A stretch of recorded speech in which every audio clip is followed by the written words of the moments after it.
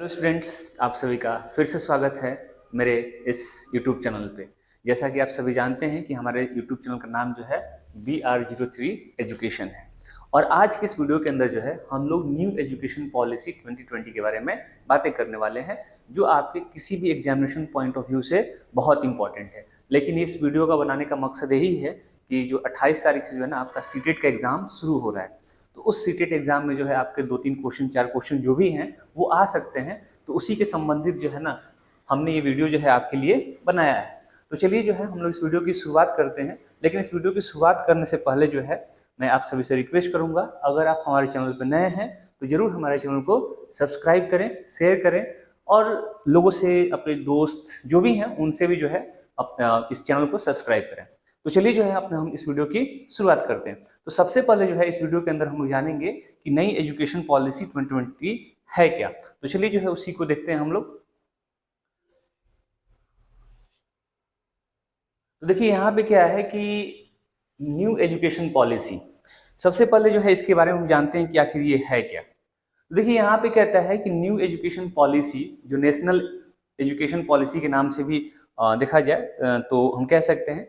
देखिए यहाँ पे क्या है, कह रहे हैं कि 21वीं सदी के 20वें साल में भारत में नई शिक्षा नीति आई है। यानी जो ये 21st सेंचुरी है, इस 21st सेंचुरी के 20 ईयर्स में, यानी 20वें साल में जो है हमारे गवर्नमेंट ऑफ इंडिया ने एक नई एजुकेशन पॉलिसी लेकर आई है। उसी के बारे में जो है हम लोग पढ़ेंगे। लेकिन उससे पहले जो है इसका हिस्ट्री पढ़ लेते हैं क्या क्या है। भारत में सर्वप्रथम 1968 में नई शिक्षा नीति बनाई गई थी। उसके बाद 1986 में बनाई गई, जिसके बाद नई शिक्षा नीति को 1992 में संशोधित किया गया। देखिए स्टूडेंट्स, यहाँ पे क्या है कि सबसे पहले जो है आपका जो है ना 1968 के अंदर जो है न्यू एजुकेशन पॉलिसी को लागू किया गया था। यानी उस वक्त जो है उसमें जो भी जो है पहली बार इंडिया के अंदर जो है किसी भी एजुकेशन पॉलिसी को हमारे कंट्री में लागू किया गया था। उसके बाद जो है 1986 में जो है फिर से न्यू एजुकेशन पॉलिसी को उसमें हमारे कंट्री में लागू किया गया था। और उसके बाद क्या है कि 1986 के पॉलिसी को जो है ना 1992 में उसी में कुछ पॉइंट्स ऐड करके जो है उसमें संशोधित करके जो है ना फिर से उसको लागू किया गया था। उसके बाद देखिए कहता है कि लगभग 34 साल बाद 2020 में पुनः नई शिक्षा नीति को लेकर अहम बदलाव किए गए हैं, जिसमें शिक्षा संबंधित बहुत से नियमों में बदलाव किया गया है। वही हाल में ही मानव संसाधन प्रबंधन मंत्रालय ने शिक्षा नीति में बदलाव के साथ साथ अपने मंत्रालय का भी नाम बदल लिया है। मानव संसाधन प्रबंधन मंत्रालय को अब शिक्षा मंत्रालय के नाम से जाना जाएगा। देखिए स्टूडेंट्स, यहाँ पे क्या है कि 1986 या फिर 1992 में जो है 1986 के जो बदलाव हुए थे, उस बदलाव के बाद जो है सीधा जो है 2020 में जो है ना नई शिक्षा नीति को लाया गया है। तो इसमें जो है कुछ पुरानी चीजें ऐड की गई हैं, कुछ नई चीजों को भी जो है इसमें ऐड किया गया है। तो उन सारे चीजों को जो है हम लोग डिटेल में स्टडी करने वाले हैं। लेकिन उसमें क्या है कि देखिए सबसे पहले जो है ना जिस मंत्रालय ने, यानी जो मिनिस्ट्री ऑफ ह्यूमन रिसोर्स, जो पहले जो जिस नाम से HRD के नाम से जाना जाता था, ह्यूमन रिसोर्स डेवलपमेंट, तो उसका जो नाम में ना बदलाव कर दिया गया है। यानी अब जो है वो एजुकेशन क्या बोलते हैं, शिक्षा मंत्रालय के नाम से जाना जाएगा, एजुकेशन मिनिस्ट्री के नाम से जाना जाएगा।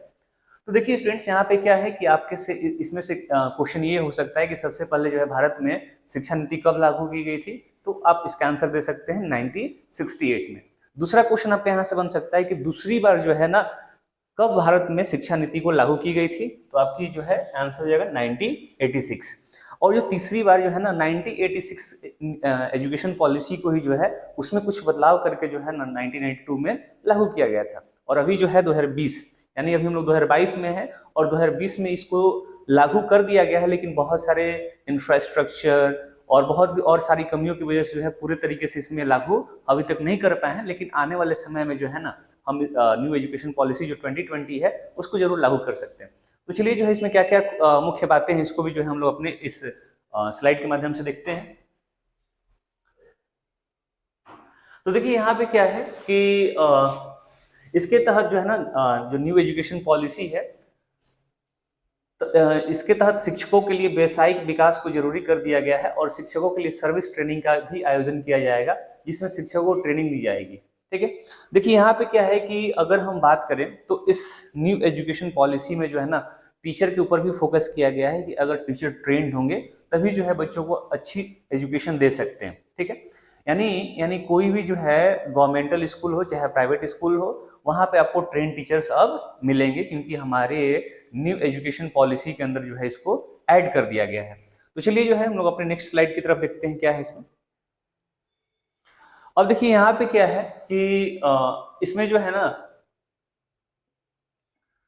इसरो प्रमुख डॉक्टर के कस्तूरी रंगन की अध्यक्षता में शिक्षा नीति को लेकर नई समिति का गठन किया गया था और 2019 में कस्तूरी रंगन समिति ने राष्ट्रीय शिक्षा नीति को नया रूप सरकार के समक्ष प्रस्तुत किया गया। देखिए स्टूडेंट्स यहाँ पे क्या है कि सबसे पहले जो है न्यू एजुकेशन पॉलिसी जो 2020 आई है, इसका मेनली जो है शुरुआत कहाँ से हुआ, तो सबसे पहले जो है गवर्नमेंट ऑफ इंडिया का एजुकेशन डिपार्टमेंट यानी एजुकेशन मिनिस्ट्री है, उसने इसरो के एक प्रमुख डॉक्टर हैं, उनका नाम इसरो के प्रमुख साइंटिस्ट हैं, उनका नाम है डॉक्टर के कस्तूरी रंगन। ठीक है, तो यही जो है उस कमेटी के चेयरमैन थे और इन्हीं के कमेटी चेयरमैनशिप के अंडर में जो है इन्होंने क्या क्या बदलाव चाहिए उन सारी चीजों को इन्होंने अपने जो भी इनका ग्रुप था उस ग्रुप के साथ इन्होंने डिस्कशन किया और सरकार के सामने प्रस्तुत किया कि देखिए भाई ये चीज होना चाहिए। ठीक है, उसके बाद देखिए यहाँ पे क्या है कि वर्ष 1986 के बाद भारत में यह तीसरी शिक्षा नीति है जो भारत में लागू होने जा रही है, जिसके तहत एजुकेशन पॉलिसी में बहुत से बदलाव किए जा रहे हैं। ठीक है, तो देखिए यहाँ पे क्या है कि अगर हम बात करें तो ये जो है ना तीसरी बार भारत में ऐसा होगा कि जब हमारे एजुकेशन पॉलिसी में बहुत सारे बदलाव किए गए हैं, तो उन्हीं को जो है हम लोग अभी जानने वाले हैं।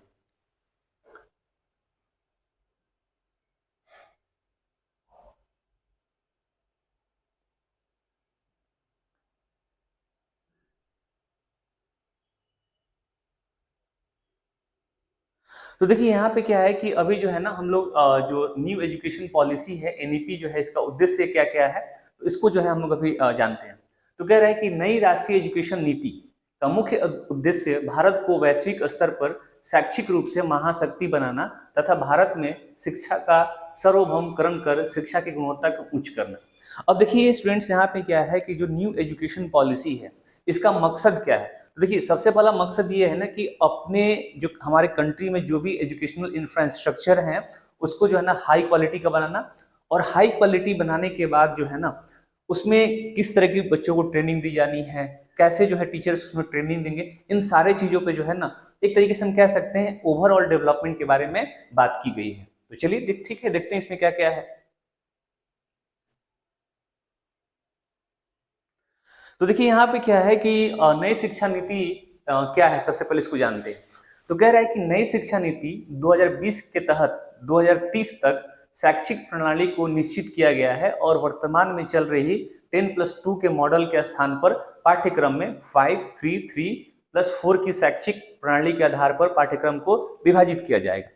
देखिए स्टूडेंट्स यहाँ पे क्या है कि अभी हमारे यहाँ जो है ना जो एजुकेशन सिस्टम जो चल रहा था वो 10+2 का था, यानी पहले बच्चे जो है 10th क्लास तक क्लास करते थे, तो इसको जो IAISC ICOM में अपना ये पढ़ते थे, यानी उसको 10+2 का मॉडल दिया गया।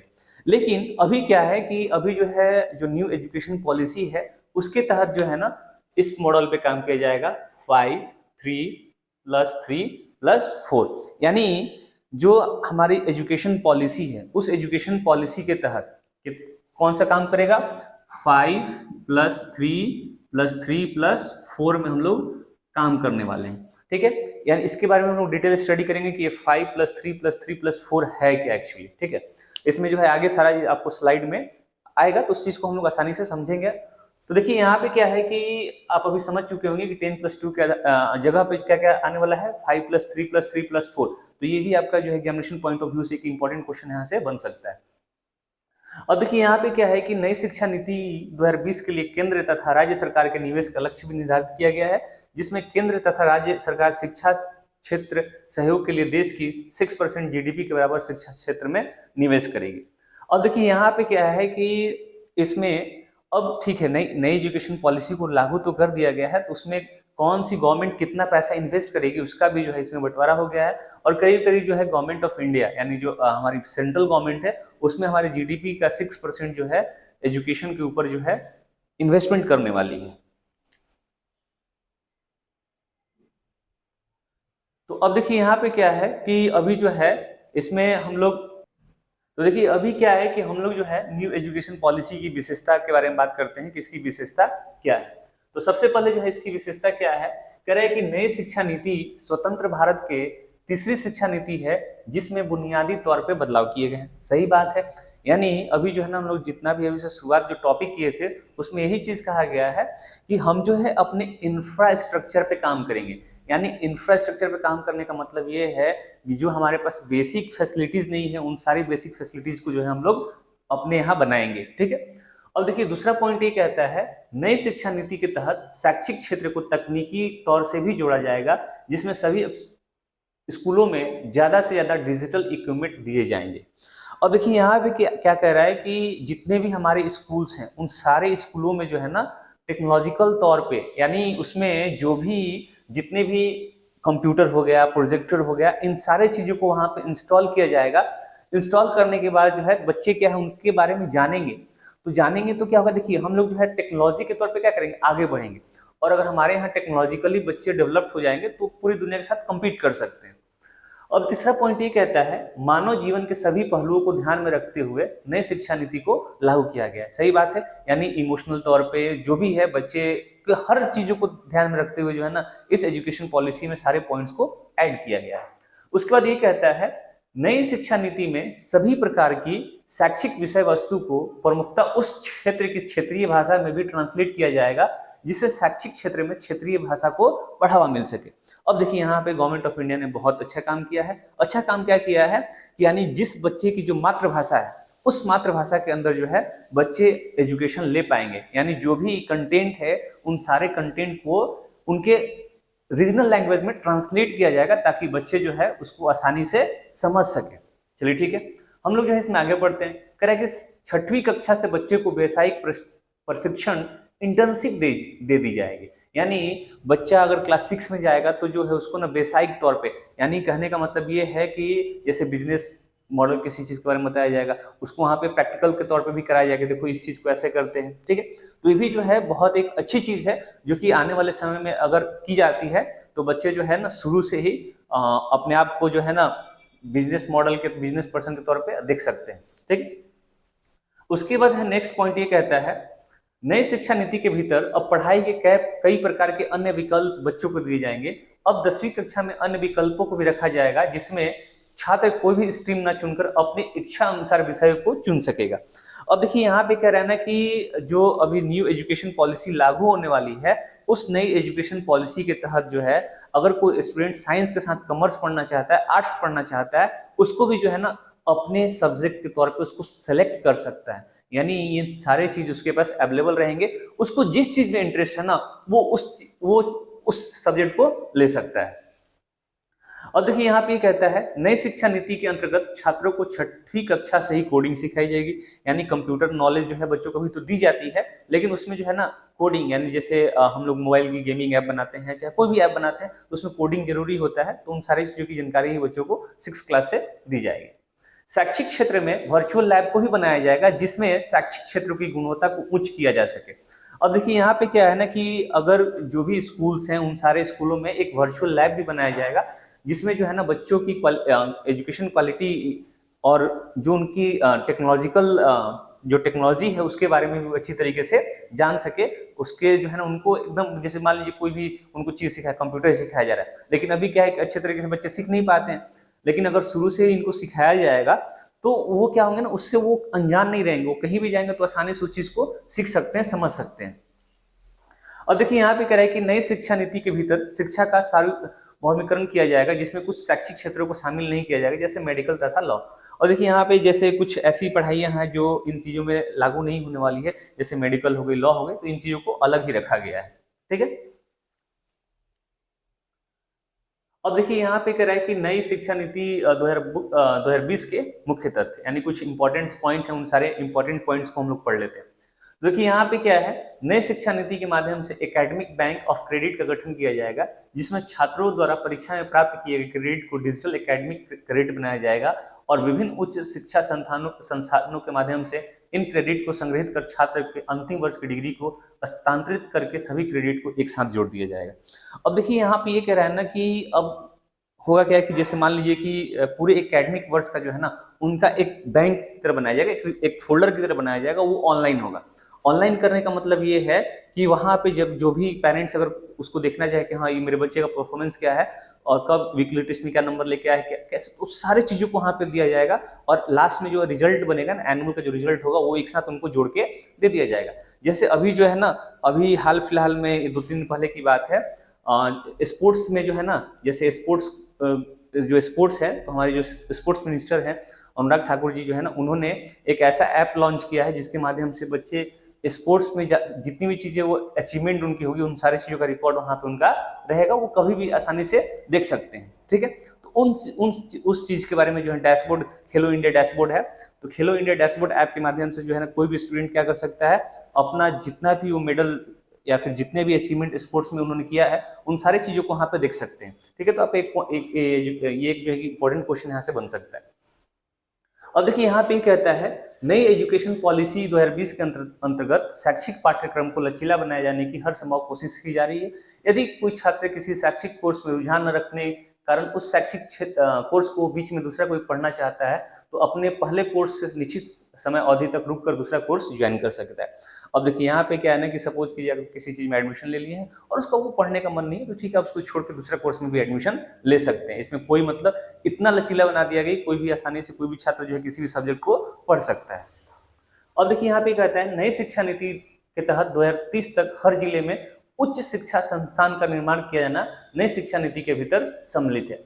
अब देखिए स्टूडेंट्स यहाँ पे कह रहा है कि जो 2030 होगा ना, 2030 तक जो है ना जितने भी जिले हैं अपने भारत में, जितने भी जिले हैं उन सारे जिलों में जो है ना हायर एकेडमिक इंस्टीट्यूट बनाना जरूरी है नई शिक्षा नीति के तहत। वो अगर होंगे, जैसे इंजीनियरिंग कॉलेज हो गया, मेडिकल कॉलेज हो गया, इन सारी चीजों को वहाँ पे बनाना है ताकि बच्चे जो है कहीं बाहर न जाना पड़े, अपने डिस्ट्रिक्ट से बाहर उनको न जाना पड़े।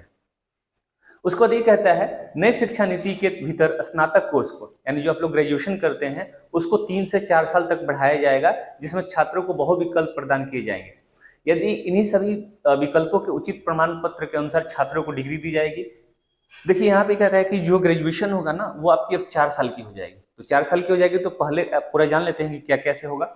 तो कह रहा है कि यदि कोई छात्र 1 साल के लिए स्नातक कोर्स की पढ़ाई करता है, अगर कोई स्टूडेंट जो है ग्रेजुएशन में सिर्फ वो 1 ही ईयर कंप्लीट करता है तो उसको जो है 1 साल की पढ़ाई का ही सर्टिफिकेट दिया जाएगा। अभी क्या होता है कि बहुत सारे बच्चे जो है पढ़ाई तो करते हैं ग्रेजुएशन की, लेकिन बीच में छोड़ जाते हैं तो उनको कोई डिग्री और कोर्स नहीं मिलता है, लेकिन इसमें आपको यहाँ पे सर्टिफिकेट दिया जाएगा अगर आप 1 साल की पढ़ाई कंप्लीट करते हैं तो भी।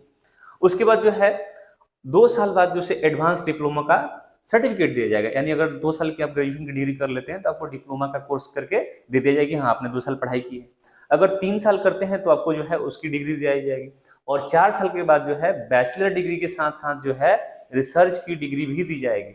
अब देखिए स्टूडेंट्स यहाँ पे कह रहा है ना कि आपको जो है ना बैचलर डिग्री के साथ साथ जो है रिसर्च की भी डिग्री दी जाएगी, यानी 4 साल का जो ग्रेजुएशन होगा उसमें हम लोग बातें करते हैं। ठीक है, तो चलिए जो है हम लोग अपने नेक्स्ट स्लाइड पे चलते हैं। अब देखिए यहाँ पे नेक्स्ट स्लाइड में क्या कहता है, राष्ट्रीय परीक्षण एजेंसी सभी उच्च शिक्षा संस्थानों को छात्रों को प्रवेश के लिए सामान्य प्रवेश परीक्षा को आयोजित करेगी जिसमें शिक्षा का स्तर बनाया जा सके। अब देखिए स्टूडेंट्स यहाँ पे कह रहे हैं कि कोई भी जो भी हायर एजुकेशनल इंस्टीट्यूशंस हैं उसके लिए एनटीए जो है ना नेशनल टेस्टिंग एजेंसी, वो क्या करेगी, एक एंट्रेंस टेस्ट कंडक्ट करेगी, उसके बाद ही आपका एडमिशन उसमें हो सकता है। तो चलिए जो है आगे बढ़ते हैं। नई शिक्षा नीति के तहत सरकारी तथा प्राइवेट संस्थानों को एक समान माना जाएगा। अब देखिए पहले क्या था कि सरकारी प्राइवेट में काफी अंतर पैदा किया जाता था, लेकिन अब ऐसा नहीं होगा, दोनों को एक ही माना जाएगा। ठीक है, अब उसके आगे ये कहता है नई शिक्षा नीति के तहत भारतीय उच्च शिक्षा आयोग को 4 वर्टिकल दिए गए हैं, जिसमें national higher education regulatory council, higher educational council, general education council तथा नेशनल एक्रीडिटेशन काउंसिल को रखा गया। अब देखिए यहाँ पे क्या है कि जो हमारा उच्च शिक्षा आयोग है उसको अलग अलग 4 पार्ट में बांट दिया गया। पहला था आपका नेशनल हायर एजुकेशन, उसके बाद जो है हायर एजुकेशन काउंसिल, और तीसरा जो है जनरल एजुकेशन काउंसिल, और चौथा है नेशनल एक्रीडिटेशन काउंसिल। ठीक है, अब देखिए यहाँ पे जो है ना नेक्स्ट पॉइंट ये कहता है ई लर्निंग पर जोर देना है ताकि किताबों पर बच्चों की डिपेंडेंसी खत्म हो सके। यानी जो अभी हम लोग पढ़ने जितने भी बच्चे हैं ना उनकी जैसे बुक पे बहुत डिपेंडेंसी बहुत ज्यादा होती है, तो ठीक है, वो सारी चीजें होती हैं, लेकिन अब बच्चों को जो है जैसे जैसे टेक्नोलॉजी बढ़ती जा रही है तो उस पर जो है ना इनकी ई लर्निंग के ऊपर फोकस किया गया है, ताकि बच्चे जो है आसानी से उन सारी चीजों को सीख सके। उसके बाद आगे पॉइंट कहता है, नई शिक्षा नीति के माध्यम से दिव्यांग जनों के लिए शैक्षिक पाठ्यक्रम में बदलाव किया गया।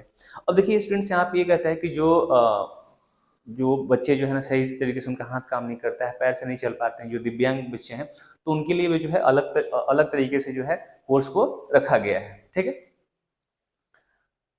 तो चलिए जो है अपने आगे पॉइंट्स इसमें पढ़ते हैं, आगे का पॉइंट्स क्या दिया हुआ है।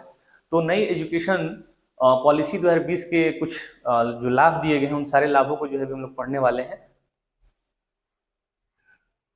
तो देखिए यहाँ पे क्या है ना कि अभी जो है हम लोग इसके जो भी बच्चों के लिए जो फायदे हैं, उन फायदों के बारे में जो है अभी पढ़ने वाले हैं। तो कहता है, नई शिक्षा नीति के माध्यम से शैक्षिक क्षेत्र में तकनीकी को बढ़ावा दिया जा रहा है। तो ये ऑलरेडी जो है इस पॉइंट को हम लोग पढ़े भी हैं कि जो भी बच्चे हैं, यानी उनको जो है ना तकनीकी तौर पे computer knowledge, mobile application knowledge, इन सारे चीज़ों की जो है जानकारी उनको शुरू से ही दी जाएगी।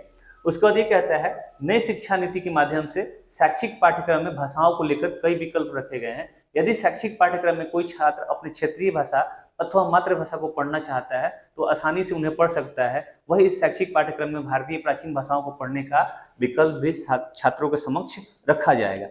देखिए स्टूडेंट्स, यहाँ पे करता है ना कि अगर कोई स्टूडेंट जो है ना अपने मदर टंग यानी जो उनका रीजनल लैंग्वेज है, यानी जो मातृभाषा है, अगर वो उसमें कोई भी चीज को सीखना चाहता है तो उसको कोई टीचर मना नहीं कर सकता। उसको जो है उसकी रीजनल लैंग्वेज में, जो उनकी मातृभाषा है उसमें हमें सिखाना पड़ेगा। अगर वो ऐसा नहीं कर पाते हैं तो एक तरीके से हम कह सकते हैं जो एनईपी है इसका क्या एक तरह से फेलियर है ये। ठीक है, उसके बाद जो है आगे हम लोग पढ़ते हैं। इसमें ये कहता है, नई शिक्षा नीति में 2025 तक प्राथमिक विद्यालयों में कक्षा 3 तक के सभी छात्रों के लिए संख्यात्मक ज्ञान तथा साक्षरता को प्राप्त करने के लिए एक राष्ट्रीय मिशन की योजना भी तैयार की जाएगी। यानी देखिए जो प्राइमरी स्कूल्स हैं ना, उनके लिए भी अलग से इसमें पॉलिसी बनाई जाएगी ताकि उनके ऊपर भी जोर दिया जाए। क्योंकि देखिए कोई भी अगर स्टूडेंट होता है ना, तो वो स्टूडेंट क्या है, अगर शुरू से उसका बेस अगर कमजोर हो गया ना, तो बेस कमजोर होने के बाद क्या हो जाएगा, वो उसका शुरू का सारा चीज खराब हो गया तो फिर आगे क्या कर पाएगा। तो इसलिए जो है गवर्नमेंट ऑफ इंडिया ने जो है न्यू एजुकेशन पॉलिसी में इस चीज का भी ध्यान रखा है कि बच्चे को जो है प्राइमरी लेवल से ही जो है ना उसको ऐसे ट्रेन किया जाएगा ताकि आने वाले समय में उसको कोई परेशानी ना हो। ठीक है, अब देखिए आगे ये कहता है, राष्ट्रीय स्वास्थ्य नीति के तहत, शिक्षा नीति के तहत छात्रों के स्वास्थ्य पर भी ध्यान दिया जाएगा, जिसके साथ छात्रों के लिए स्वास्थ्य कार्ड भी बनाए जाएंगे। और देखिए यहाँ पे क्या होगा ना कि प्रत्येक बच्चों का इस नई शिक्षा नीति के तहत जो है ना प्रत्येक बच्चों का जो है ना हेल्थ कार्ड भी बनेगा। उस हेल्थ कार्ड के माध्यम से जो है बच्चे का जो है ना क्या रिपोर्ट है, कब बीमार पड़ा, क्या हुआ, इन सारी चीजों का है उसमें डिटेल उसमें अवेलेबल रहेगा। बच्चे कभी भी देख सकते हैं। जैसा कि आपको हम पहले बताएं कि अभी कुछ दिन 2-3 दिन पहले जो है हमारे स्पोर्ट्स मिनिस्टर ने इन सारे रिकॉर्ड को रखने के लिए, यानी जो बच्चे स्पोर्ट्स में पार्टिसिपेट करते हैं और उनका जो भी अचीवमेंट होता है, उन अचीवमेंट को दिखाने के लिए जो है ना खेलो इंडिया डैशबोर्ड का जो है उन्होंने उद्घाटन किया था। तो ये आपके एग्जामिनेशन पॉइंट ऑफ व्यू से बहुत इंपॉर्टेंट हो सकता है। क्वेश्चन क्या दे सकता है कि अभी जो है हाल फिलहाल में ही हमारे स्पोर्ट्स मिनिस्टर ने एक ऐसा ऐप लॉन्च किया है जिसके माध्यम से जो है बच्चे अपने सारे अचीवमेंट्स को जो है ना स्पोर्ट्स में वो सारी चीज को एक जगह देख सकते हैं। तो कौन सा ऐप है, तो आपका खेलो इंडिया डैशबोर्ड करके है, तो आप उसका आंसर उसमें लगा सकते हैं। तो चलिए जो हम लोग आगे बढ़ते हैं इसमें। तो अब देखिए इसमें आगे ये कहता है, देखिए बहुत सारी चीजें जो है ना ऐसे ऐसे पॉइंट्स हैं जिसको हम लोग पहले भी रिपीट कर चुके हैं, लेकिन फिर भी जो है उसको एक बार अगर आएगा तो फिर उसको हम लोग समझेंगे। यहाँ पे देखिए यहाँ पे कहता है कि नई शिक्षा नीति के माध्यम से शिक्षकों को समय समय पर उनके कार्य प्रदर्शन के आधार पर पदोन्नति को भी रखा गया है। अब देखिए स्टूडेंट्स, यहाँ पे ये कहता है ना कि जो न्यू एजुकेशन पॉलिसी है, इस न्यू एजुकेशन पॉलिसी के तहत यानी जो टीचर हैं, देखिए पहले क्या था, स्टूडेंट सेंटर्ड था, यानी जो अभी भी एजुकेशन जो चल रहा है वो क्या है, एक तरीके से स्टूडेंट सेंटर है, इसमें भी स्टूडेंट सेंटर्ड ही, लेकिन इसमें जो है ना टीचर्स के मनोबल को बढ़ाने के लिए उसमें प्रमोशन का भी ऑप्शन उनके सामने रखा गया है। उनको भी जो है रैंक दे के जो है उसमें उनको भी रखा जाएगा ताकि टीचर भी क्या कर सकते हैं, मन से उसमें और लगेंगे कि नहीं हमें भी जो है कुछ मिल रहा है तो उसके बदले जो है वो अच्छे तरीके से पढ़ाएंगे।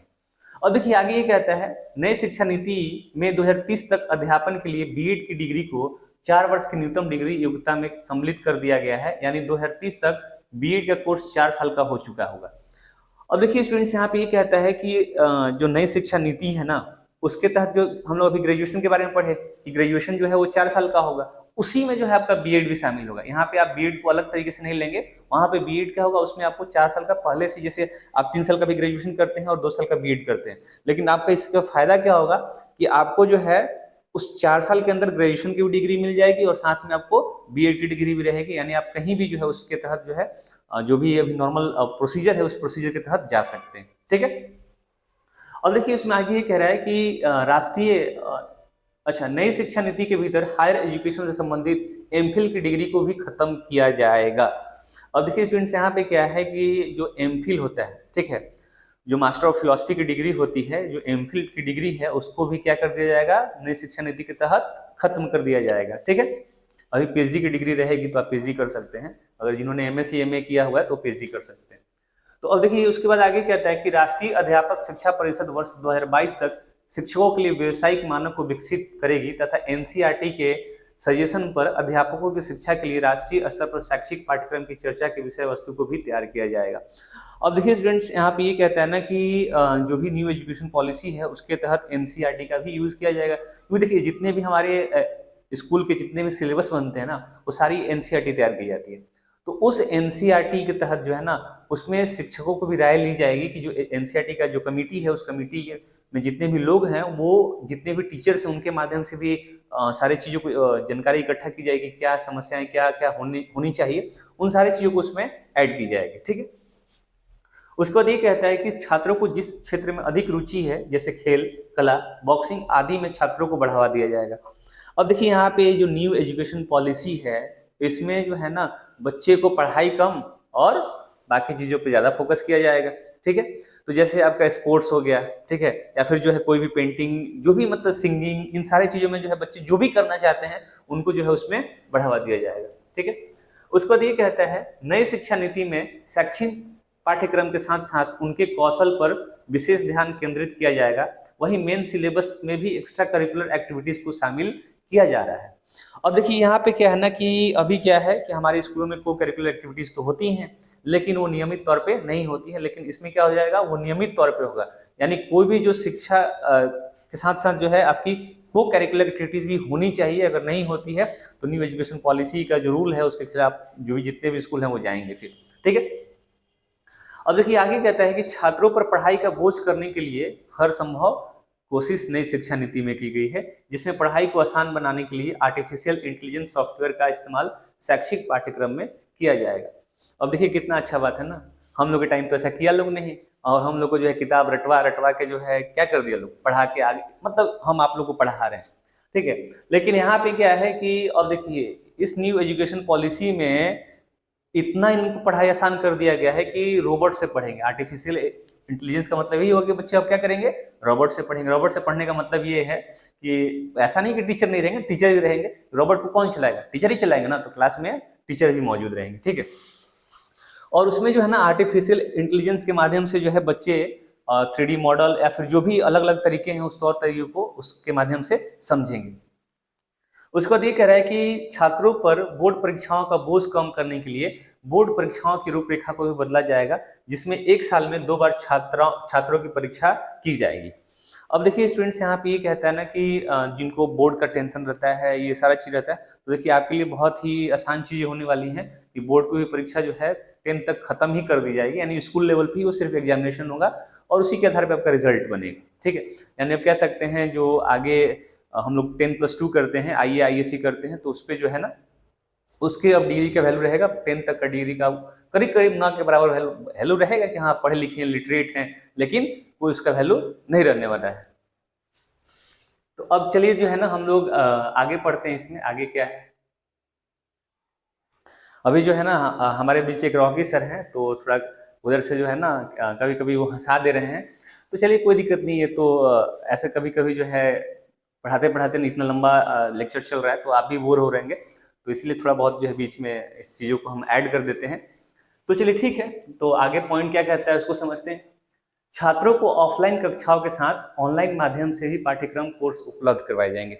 अब देखिए यहाँ पे क्या होगा कि ठीक है आपकी ऑफलाइन तो पढ़ाई चलेगी, साथ साथ में जो है आपकी ऑनलाइन पढ़ाई के लिए सारे मटेरियल्स ऑनलाइन अवेलेबल रहेंगे। ठीक है। तो अब देखिए यहाँ पे क्या है कि जैसे हम लोग आगे पढ़ते हैं कहता है कि महाविद्यालयों की स्वायत्तता 15 वर्ष में समाप्त हो जाएगी तथा कार्मिक सहायता प्रदान करने के लिए चरणबद्ध प्रणाली की स्थापना की जाएगी। ठीक है, तो देखिए ये सारी चीज जो है आपके इंपॉर्टेंट नहीं एग्जामिनेशन पॉइंट ऑफ व्यू से, तो इस चीज को हम लोग नहीं देखेंगे। अब हम जो जो चीजें हैं ना उस चीजों को हम लोग देखने वाले हैं। कह रहा है कि वहीं कानूनी तथा चिकित्सा क्षेत्र को छोड़कर उस शिक्षा क्षेत्र के लिए एक कला निकाय के रूप में भारतीय उच्च शिक्षा आयोग का गठन किया जाएगा। अब देखिए स्टूडेंट्स, यहाँ पे ये कहता है ना कि हम पहले ही बात किए थे कि मेडिकल और लॉ इन दोनों चीज को छोड़ के जो है ना बाकी चीज पे जो है ना मतलब सरकारी नियम कानून बनाएंगी। इन दोनों की जैसी चीजें अभी चल रही हैं वैसे इनको चलने दिया जाएगा। उसके बाद जो है, चलिए ठीक है, ये भी आपके चीज का नहीं है तो इस चीज को हम नहीं पढ़ाते हैं क्योंकि एग्जामिनेशन पॉइंट ऑफ व्यू से आपका इंपॉर्टेंट नहीं है, तो इस चीज को हमको ध्यान देना नहीं है।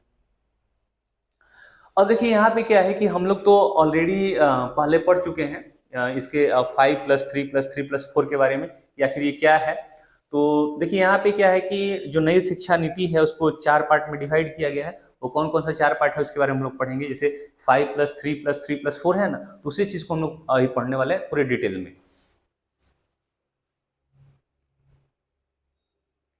तो देखिए यहाँ पे क्या है कि जो नई शिक्षा नीति है, ठीक है, तो इस नई शिक्षा नीति के तहत जो है हमने अभी पढ़ा कि 5+3+3+4 है। तो इस चीज को भी हम लोग जानने वाले कि आखिर ये है क्या। देखिए जो 5 है ना, जो आप सबसे जो पहला चीज है वो फाउंडेशन स्टेज है। तो फाउंडेशन स्टेज में क्या है, कह रहा है कि नई शिक्षा नीति के फाउंडेशन स्टेज में 3 से 8 साल तक के बच्चों को सम्मिलित किया गया है। और देखिए यहाँ पे ये बहुत इंपॉर्टेंट है, आपके एग्जामिनेशन में आ सकता है कि ये जो पहला 5 है उसमें जो फाउंडेशन स्टेज में है उसमें कितने साल तक के बच्चे को जो है उसमें शामिल किया गया है। तो आप यहाँ पे क्या बता सकते हैं इसका आंसर, 3 से 8 साल तक के बच्चों को इसमें शामिल किया गया है। अब देखिए इसमें आगे ये कहता है जिसमें 3 साल के प्री स्कूली शिक्षा को सम्मिलित किया गया है, जिसके अंतर्गत छात्रों का भाषा कौशल तथा शैक्षिक स्तर पर मूल्यांकन किया जाएगा और उसके विकास में ध्यान केंद्रित किया जाएगा। अब देखिए स्टूडेंट्स यहाँ पे क्या है कि जो ये प्री फाउंडेशन स्टेज है, यानी जो फाउंडेशन स्टेज है, इस फाउंडेशन स्टेज के तहत जो है 3 साल के से 8 साल तक के बच्चों को इसमें सम्मिलित किया गया है और साथ साथ में जो है ना 3 साल के जो है ना प्री स्कूली शिक्षा को सम्मिलित किया गया है, जिसमें उनके भाषा कौशल पे यानी जो लैंग्वेज डेवलपमेंट है ना उन सारी चीजों पे काफी इसमें ध्यान दिया गया है। यानी बच्चों की जो मातृभाषा है, देखिए कोई बच्चा जो होता है ना वो अगर जब जन्म लेता है तो सबसे पहले जो है अपने जो भी आसपास का इन्वायरमेंट है, जैसे फादर मदर यानी जो घर फैमिली में जितने भी लोग हैं उन्हीं सारे लोगों से सीखता है। ठीक है, जो भाषा वो बोलेंगे वो भाषा वो बच्चा सीखता है, तो यानी उसकी मातृभाषा हो गई। तो उस मातृभाषा में भी जो है ना इसमें जो ये फाउंडेशन स्टेज है, इस फाउंडेशन स्टेज में जो है उन पे ज्यादा ध्यान दिया गया है। चलिए ठीक है, उसके बाद जो है सेकेंड है हम लोग का प्रिपरेटरी स्टेज। अब देखिए इस प्रिपरेटरी स्टेज में ये कहता है कि इस स्टेज में 8 से 11 साल के बच्चों को सम्मिलित किया गया है, जिसमें 3 से कक्षा 5 तक के बच्चे होंगे। अब देखिए स्टूडेंट्स यहाँ पे ये कहता है ना कि जो आपका प्रिपरेटरी स्टेज है, इस प्रिपरेटरी स्टेज में 8 साल से 11 साल तक के बच्चे शामिल होंगे और उसमें 3 से कक्षा 5 तक के बच्चों को शामिल किया गया। उसमें क्या था कि उसमें जो है ना मतलब क्लास 3 से नीचे यानी क्लास 2 तक के बच्चों को शामिल किया गया था। और इसमें क्या है, तीसरी कक्षा से लेकर 5वीं कक्षा के बच्चों को इसमें शामिल किया गया है। उसके बाद ये कहता है नई शिक्षा नीति के तहत इस स्टेज में छात्रों का संख्यात्मक कौशल को मजबूत करने पर विशेष ध्यान केंद्रित किया जाएगा, वहीं सभी बच्चों का क्षेत्रीय भाषा का भी ज्ञान दिया जाएगा। अब देखिए यहाँ पे क्या था कि वो जो मातृभाषा का मतलब जो घरों में उन्होंने जो सीखा है वो सारी चीजों को उसमें फाउंडेशन स्टेज में दिया जाएगा। लेकिन इसमें भी क्या है कि इसमें जो उनकी क्षेत्रीय भाषा है यानी उन क्षेत्रीय भाषा का भी जो है उनको ज्ञान दिया जाएगा। किस स्टेज में, प्रिपरेटरी स्टेज में। ठीक है, और इसमें जो है कैसा विकास को मजबूत करने के लिए ध्यान दिया गया है, संख्यात्मक। ठीक है, उसमें कैसा था आपका जो पहला जो आपका फाउंडेशन स्टेज था उसके अंदर जो है ना आपको जैसे भाषा कौशल यानी जो लैंग्वेज डेवलपमेंट था उस पर ध्यान दिया गया है और इस पे किस पे ध्यान दिया गया है, संख्यात्मक चीजों के बारे में। तो चलिए ठीक है, अभी हम लोग मिडिल स्टेज में जाते हैं, यानी तीसरा पॉइंट है इसका मिडिल स्टेज। तो इस मिडिल स्टेज में क्या है, इस स्टेज के अंदर 6ठी से 8वीं कक्षा तक के बच्चों को सम्मिलित किया जाएगा, जिसमें 6वीं कक्षा के बच्चों को ही शुरू से ही कोडिंग सिखाना शुरू किया जाएगा। वहीं सभी बच्चों को व्यावसायिक परीक्षण के साथ साथ व्यवसाय इंटर्नशिप के अवसर भी प्रदान किए जाएंगे। अब देखिए स्टूडेंट्स, यहाँ पे क्या है कि जो ये तीसरा पॉइंट ये कहता है मिडिल स्टेज है, इस मिडिल स्टेज में कक्षा 6 से 8, देखिए आप समझ रहे होंगे, यहाँ पे 5 + 3 + 3 + 4 है ना, तो ये 5 तो शुरू का हम लोग पढ़ लिए फाउंडेशन स्टेज में है। दूसरा 3 साल का था, यानी 3 साल में कितने 3 क्लास, 4 क्लास और 5 क्लास आ गया। इसमें कौन सा आपका आ गया 6 क्लास, 7 क्लास, 8 क्लास, यानी जो मिडिल स्टेज है ये, इसको क्या बोला गया है, मिडिल स्टेज। इस मिडिल स्टेज के तहत जो है बच्चों को शुरू से ही कोडिंग सिखाई जाएगी, यानी जैसे जावा हो गया, C++ हो गया, इन सारे की जो कोडिंग होती है ना, सारे चीजों की इनको शुरू से ही सिखाई जाएगी, यानी क्लास 6 से ही बच्चों को कोडिंग के बारे में नॉलेज दी जाएगी।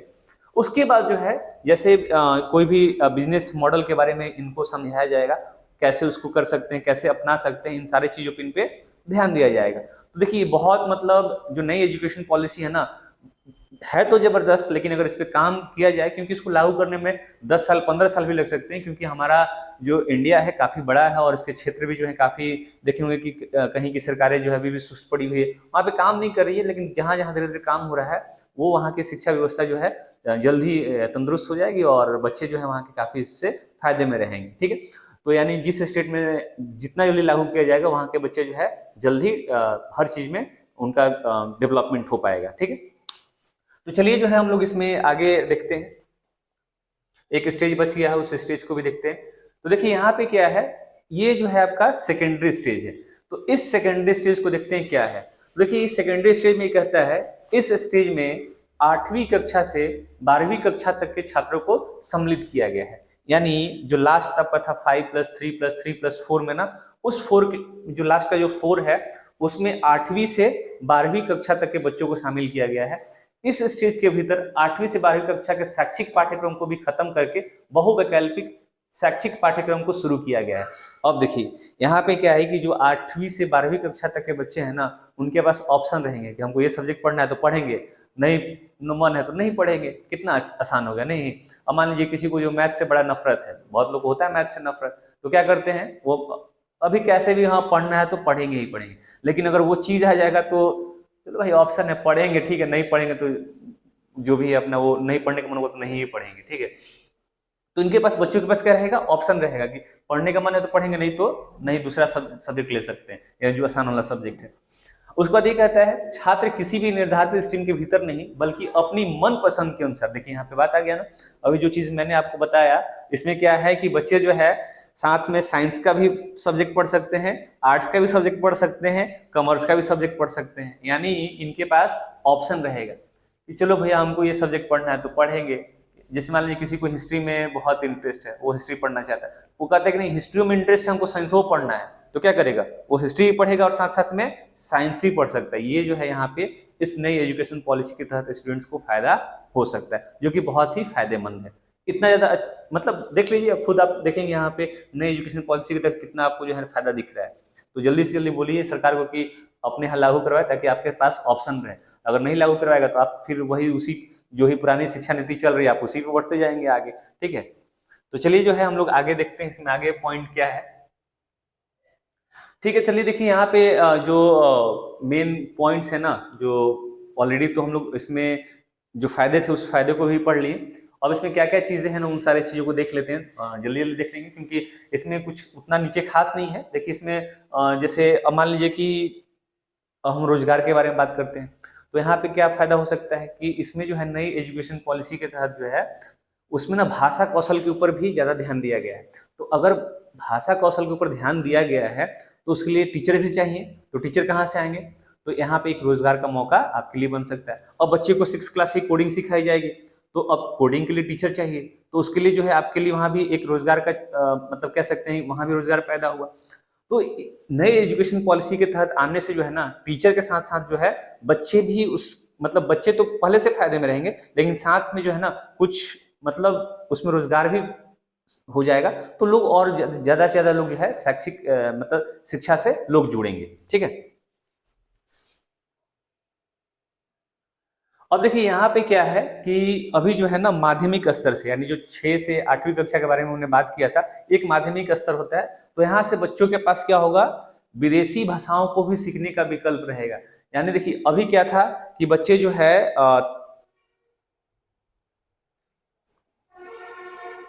तो देखिए स्टूडेंट्स, यहाँ पे क्या है कि जो बच्चे क्लास 6 to 8 में रहेंगे ना, उनके पास बहुत ही बढ़िया ऑप्शन रहेगा। जिसको कोरियन लैंग्वेज सीखना है, जिसको जापानीज भाषा सीखना है, जिसको चाइनीज सीखना है, वो सारे चीज जो है ना, आप 6 to 8 क्लास के बीच में आपके पास ऑप्शन रहेगा कि आपको ये भाषा सीखने का मन है तो आप सीख सकते हैं।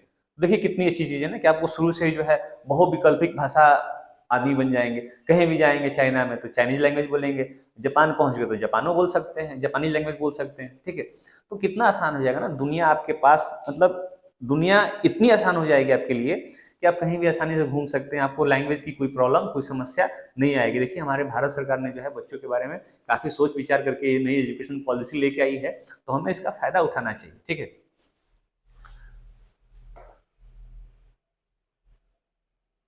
और देखिए यहाँ पे क्या है कि हम लोग ऑलरेडी पढ़ चुके हैं कि मातृभाषा को भी जो है ना, हमें अपने शैक्षिक पाठ्यक्रम में शामिल किया। ये ऑलरेडी इस पॉइंट को हम लोग पढ़ चुके हैं कि जो मातृभाषा है वो उनको, जैसे 5वीं कक्षा तक के बच्चों को जो है ना, उनकी मातृभाषा में ही हमें शिक्षा देनी है। ठीक है, उसके बाद जो है उनको जो भी वो लैंग्वेज चूज करना चाहते हैं उस लैंग्वेज में वो पढ़ सकते हैं।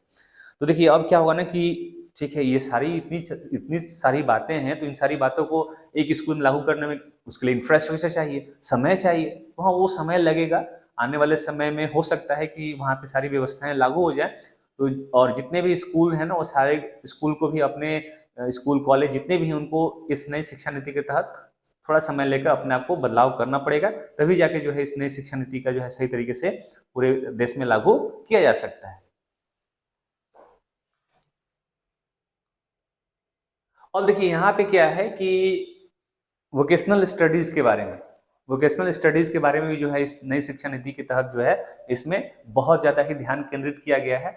इसमें क्या है ना कि अगर हम बात करें अभी के बारे में, तो अभी जो है 5% लड़के भी जो है ना वोकेशनल स्टडीज नहीं पढ़ते हैं। लेकिन इस नई शिक्षा नीति के तहत जो है सरकार का लक्ष्य है कि हम जो है 50% तक के बच्चों को जो है ना नई शिक्षा नीति के तहत वोकेशनल स्टडीज की पढ़ाई करवाएं। अब देखिए वोकेशनल स्टडीज का पढ़ाई जो है ना, मतलब स्कूल लाइफ में ही जो है ना, मान लीजिए कि कुछ बच्चे बड़े होकर जो है काम सीखते हैं, पेंटिंग का काम, लकड़ी बनाने का, लकड़ी से फर्नीचर बनाने का काम, तो वो जो है उनको स्कूल लाइफ में सिखा दिया जाएगा। अब वहाँ पे वो सीख जाएंगे तो बड़े होंगे तो कोई दिक्कत नहीं होगा। तो इन चीज़ों को जो है ना, वो शुरू से ही इन चीज़ों पर ध्यान दिया जाएगा। और जितने भी मतलब क्लासेज होंगे उन क्लासेज में ही इनको सिखाया जाएगा कि फर्नीचर कैसे बनाते हैं, फिर उसका जो भी जैसे बिजली का काम होता है, वायरिंग कैसे करते हैं। इन सारे चीजों को जो है वोकेशनल स्टडीज के माध्यम से उसको उसमें ऐड किया गया है।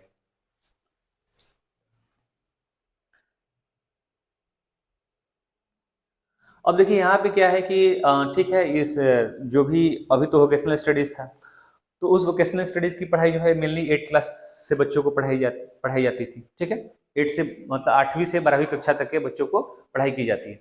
अब देखिए वहाँ पे, देखिए यहाँ पे थोड़ा सा एक मिस्टेक हो गया। मैंने वोकेशनल स्टडीज के बारे में ये बताया कि 8वीं से 12वीं नहीं है, वो 6ठी से 8वीं तक के बच्चों को उसमें वोकेशनल स्टडीज के माध्यम से इन सारी चीजों को सिखाया जाएगा। और देखिए उसके बाद जो है जैसे कौशल, जैसे नए नए कौशलों का जो है ना अपने इस नई शैक्षिक पाठ्यक्रम में भी शामिल किया गया है। जैसे आपका क्या हो जाएगा, योग, संगीत, नृत्य, खेल और मूर्ति कला। यानी न्यूनतम कक्षा से, यानी बच्चे जो है जब से सीखना चाहे ना, नीचे से ही बच्चे जो है इन सारी चीजों को सीख सकते हैं। अभी देखे होंगे ना, आप टीवी पे देखते होंगे कि 2 साल नहीं, 3 साल 4 साल का बच्चा क्या करता है, वो अच्छे से डांस कर लेता है। आप डीआईडी देखते हैं, डांस इंडिया डांस पे देखते होंगे, या फिर लिटिल चैम्प पे देखते होंगे। बच्चे जो है ना वो शुरू से ही अपनी कला को दिखाना शुरू कर देते हैं। तो इससे क्या होगा ना कि बच्चे को जो है ना अलग अलग पार्ट में करके सारी चीजों को दिखाया जा रहा है, तो बच्चे क्या होंगे, वही नई नई चीजों को सीखेंगे। और देखिए इसमें ये कहता है कि ये तो बहुत बच्चों के लिए बहुत इंपॉर्टेंट चीज है। इंपॉर्टेंट चीज क्या होगी, अभी आप देखते होंगे ना कि बच्चे जो है ना पूरे बैग को भर भर के ले जाते हैं और बेचारे ऐसे झुकते झुकते ऐसे चलते हैं। ठीक है, तो यहाँ पे क्या है, बच्चों के लिए बहुत ज्यादा ही मतलब जो है ना बैग का जो है ना, मतलब जो वेटेज है ना, जैसे स्कूल बैग का वजन जो है ना उनके वेट का 10% होना चाहिए। जैसे मान लीजिए कोई बच्चा जो है 30 किलो का है, तो 30 किलो का जो है ना उसका अगर 10% निकालेगा तो कितना होगा, 3 kg होगा, 3 kg होगा। तो अब उस बैग का वजन कितना हो जाएगा, 3 kg। फिर भी 3 kg भारी भारी लगेगा। इन लोगों को थोड़ा सा उनको कम करना चाहिए नहीं। तो 3 केजी जो है ना, मतलब 10% उनके वजन का कितना होना चाहिए, 10% वजन होना चाहिए बैग का, ठीक है। और तो और स्कूलों में जो है ना वेइंग मशीन भी लगेगा, यानी वहां पे बच्चे जो बैग लेके आएंगे उसका जांच किया जाए कि बैग जो है उसमें उसका वजन कितना है। इन सारे चीजों पे जो है, देखिए सरकार कितना बच्चों के बारे में सोच रही है, काफी सोच विचार कर रही है, लेकिन जो है बच्चे पढ़ेंगे तब ना। देखिए सरकार इतना तो कर रही है, ठीक है, देखते हैं क्या होता है। और देखिए यहाँ लिखा भी है डिजिटल वेइंग मशीन लगाई जाएगी, तो बच्चों के लिए सरकार बहुत चीजें कर रही है। अब बताइए बच्चे जो है वहाँ बैग कम कम नापेंगे, अपना वेट ज्यादा नापेंगे कि मेरा जितना वेट है उससे ज्यादा बैग है कि नहीं है, ठीक है। तो देखिए यहाँ पे क्या है कि जो बैग का वेट था उस वेट को भी कम कर दिया गया है। तो इन चीज़ों से जो है बच्चे भी काफ़ी मतलब आने वाले समय में काफ़ी खुश रहेंगे कि देखो सरकार जो है हमारे लिए कितना कुछ की है। तो चलिए ठीक है, तो देखते हैं आगे क्या है। हाँ तो अच्छा, ये खत्म भी हो गया। देखिए हमारी जो नई एजुकेशन पॉलिसी है आपके लिए ना काफ़ी शॉर्ट फॉर्म में जो है हमने आपको दिखाया। तो देखिए यहाँ पे क्या है कि ठीक है, आपको ये वीडियो कैसा लगा तो आप तो कमेंट करके बताइएगा ही बताइएगा, वो तो हमको पता है कि आप अच्छा ही लिखिएगा कुछ। तो अगर आपको ये नई एजुकेशन पॉलिसी 2020 समझ में आ गई हो, और जितने भी जो सीटेट की एग्जाम देने वाले बच्चे हैं उनको जो है मेरी तरफ से ऑल द बेस्ट, और सभी का एग्जाम अच्छा जाए। और 150 का अगर एग्जाम होता है, 150 का अगर एग्जाम होता है तो आप 140 145 नंबर भी लेके आए। मेरी भगवान से ही मतलब भगवान से प्रार्थना यही करेंगे कि आप लोग का सभी लोग का जो है 130 प्लस नंबर है।